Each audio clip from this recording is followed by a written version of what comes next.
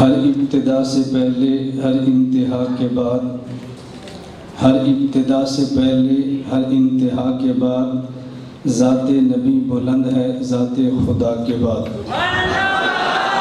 ہر ابتدا سے پہلے ہر انتہا کے بعد ذات نبی بلند ہے ذات خدا کے بعد۔ دنیا میں جس قدر احترام کے قابل ہیں لوگ، دنیا میں جس قدر احترام کے قابل ہیں لوگ، میں سبھی کو مانتا ہوں مگر مصطفیٰ کے بعد۔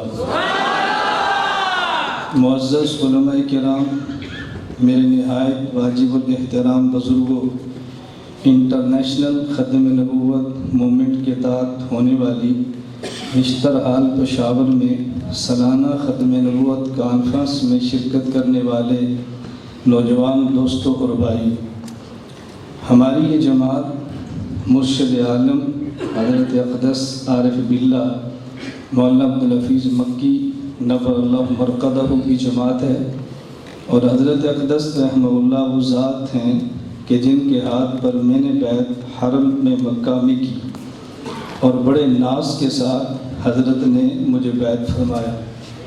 الحی الحمدامیہ جو مکہ مکرمہ میں حضرت کی خانقاہ ہے، اس کے ساتھ متصل مسجد ہے۔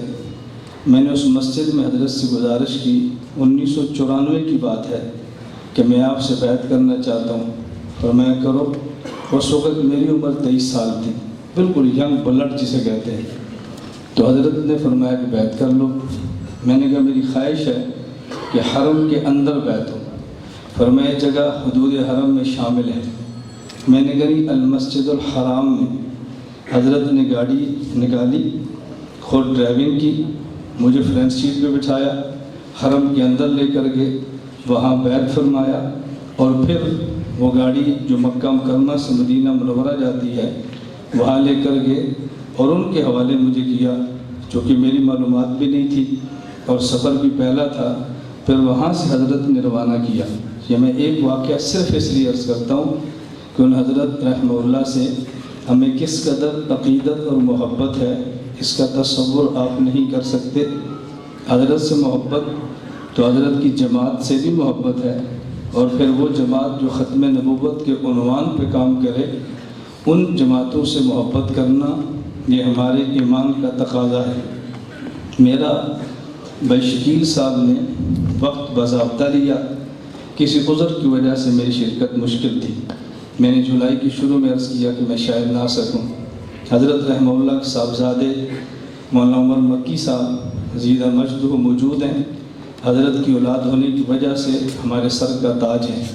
حضرت کے بیٹے مولانا عبدالرؤف مکی دامت برکاتہ موجود ہیں۔ عمر میں دونوں مجھ سے چھوٹے ہیں، علم اور مقام میں دونوں مجھ سے بڑے ہیں۔ تو مولانا عمر مکی صاحب نے فرمایا کہ اس کانفرنس میں آپ کو آنا چاہیے۔ اس پر پھر پورا میں نے شیڈول تبدیل کیا۔